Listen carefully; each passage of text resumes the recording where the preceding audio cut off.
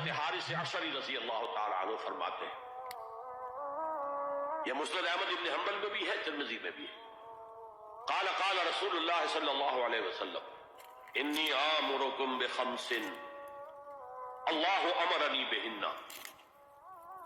یہ ایک روایت میں اضافی الفاظ ہیں، اللہ امرنی بہن، دوسری میں نہیں ہے۔ انی آمرکم بخمس کے بعد شروع ہو جاتی ہے بالجماعت والسمع والطاعت والہجرت والجہاد فی سبیل اللہ۔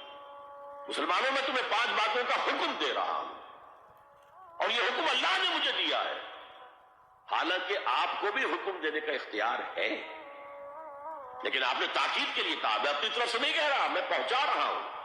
انی آمرکم بخمس اللہ امرنی بہن بالجماعت والسمع والطاعت والہجرت والجہاد فی سبیل اللہ۔ ذرا دیانتداری کے ساتھ ہاتھ اٹھائے ان مجمع میں سے وہ لوگ جنہوں نے پہلے کبھی یہ حدیث سنی۔ ایک تو ادھر میں نے ہاتھ دیکھا ہے، اس کا چرچا ہی نہیں ہمارے ہاں۔ کیوں؟ یہ اس لیول سے متعلق ہے جس لیول پہ ہم سوچتے ہی نہیں۔ اقامت دین کی جدوجہد، نظام کو بدلنے کی جدوجہد، یہ ہمارے ذہن سے خارج، ہمارے تصور دین سے خارج۔ دیکھیے وہ جو ہے بنی الاسلام علی خمس، اس میں امر نہیں ہے، یہ خبر ہے صرف۔ اسلام کی بنیاد 5 چیزوں پر قائم ہے، شہادت اللہ الہ الا اللہ وان محمد رسول اللہ، واقام الصلاۃ وایتاء الزکوٰۃ وصوم رمضان وحج البیت من استطاع الیہ سبیلا۔ یہ حدیث کس کو نہیں معلوم؟ متن یاد نہ ہو یہ بات دوسری ہے، کس کو نہیں معلوم 5 ارکان اسلام حضور نے بتائے ہیں؟ حالانکہ وہاں یہ ہے میں تمہیں حکم دے رہا ہوں، اور چرچا ہی نہیں ہے ہمارے یہاں۔ جس گاؤں جانا نہیں اس کا راستہ کیا پوچھنا، جو کام ہم نے کرنا ہی نہیں، اس کے جو لوازم ہیں ان کے تذکرے کی کیا ضرورت ہے؟ یہ ہے ہمارا اس وقت کا عام مسلمانوں کا تصور۔ زیادہ سے زیادہ یہ کہ دین کو پھیلاؤ، پہنچاؤ، کتابوں سے، رسالوں سے، ویڈیو سے، آڈیو سے، مواعظ سے، درس قرآن سے، ترجمہ قرآن سے، یا تو یہ کہ اپنی ذاتی نیکی کا تصور ہے، اور یا پھر اس سے اوپر صرف یہ دعوت و تبلیغ۔ اس سے اوپر کی تیسری منزل جسے اقامت دین کہا جائے، جو خصوصی الفاظ حضور کے لیے 3 مرتبہ قرآن میں آئے، هو الذی ارسل رسولہ بالہدی ودین الحق لیظہرہ علی الدین کلہ۔ کسی اور نبی کے لیے 1 دفعہ بھی نہیں آئے، حضور کے لیے 3 دفعہ آئے۔ سورہ توبہ، سورہ فتح، سورہ صف۔ یہ چونکہ چیز ہمارے ذہنوں سے نکل گئی ہے، لہذا اس کے جو متعلقات ہیں اس کی طرف بھی توجہ نہیں ہے۔ سیدھی سی بات ہے، منطقی بات ہے، جس گاؤں جانا نہیں اس کا راستہ کا ہے وہ پوچھنا۔ یہ 5 چیزیں ہیں لازم۔ جماعت کی شکل میں رہو، یہ بھی فرمایا علیکم بالجماعت، یہ حضور کی حدیث ہے، علیکم بالجماعت، لازم جماعت کی شکل میں رہو۔ اور حضرت عمر کا قول ہے، اور آپ کو معلوم ہے کہ صحابی کا قول بھی حدیث کہلاتا ہے۔ حضرت عمر فرماتے ہیں لا اسلام الا بالجماعہ ولا جماعہ الا بالامارہ ولا امارہ الا بالاطاعہ۔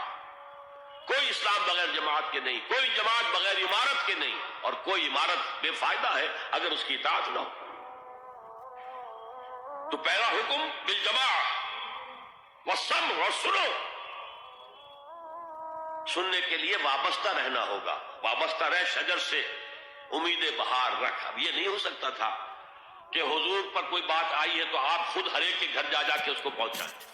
آپ وابستہ رہیں اس نظم جماعت کے ساتھ، جیسے کہ درخت کا پتا جو ہے اس تک بھی جڑ، جیسے کہ درخت کا پتا جو ہے اس تک بھی جڑ سے لے کر جو غذا آ رہی ہے درخت کے پتے تک پہنچ رہی ہے۔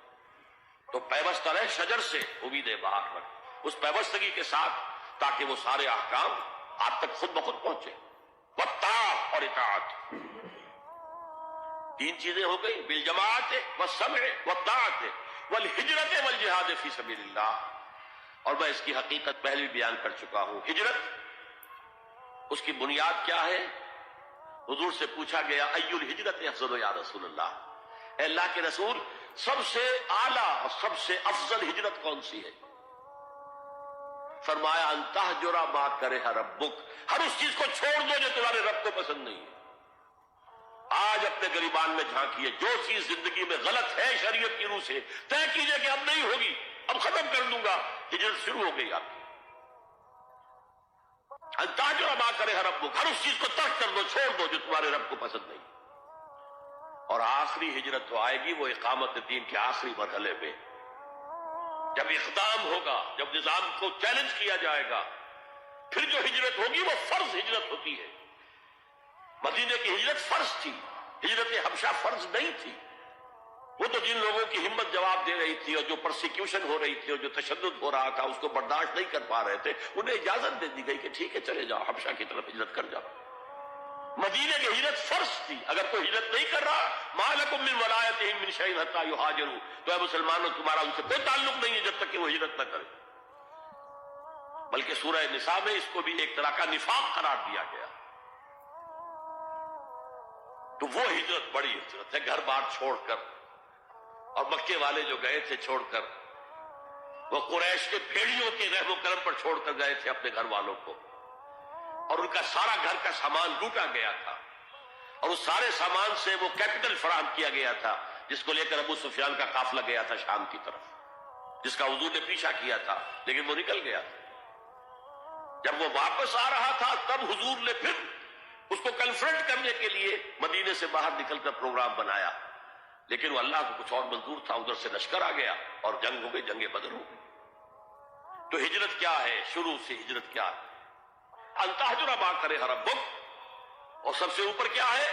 گھر بار، اپنے آباء و اجداد کی وطن، جہاں آپ کے آباء و اجداد دفن ہے، چھوڑو، جاؤ، اور جاؤ وہاں جہاں پوری طاقت مرکوز ہو جائے، تاکہ آپ نظام باطل کو چیلنج کرنے کے لیے ساری طاقت ایک جگہ جمع کر سکیں۔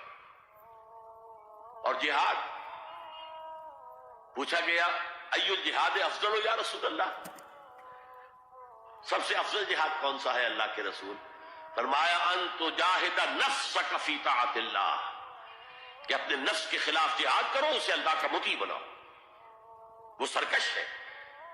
وما ابرئ نفسی ان النفس لامارۃ بالسوء، یہ نفس جو ہے امارۃ بالسوء، برائی کا حکم دینے والا ہے، اس کے خلاف کشاکش کرو اور اس کو دباؤ، اسے اللہ کے سامنے جھکاؤ، یہ جہاد افضل ہے۔ اور بلند ترین جہاد قتال فی سبیل اللہ، ان اللہ یحب الذین یقاتلون فی سبیلہ صفا کانہم بنیان مرصوص۔ یہ ہے وہ حدیث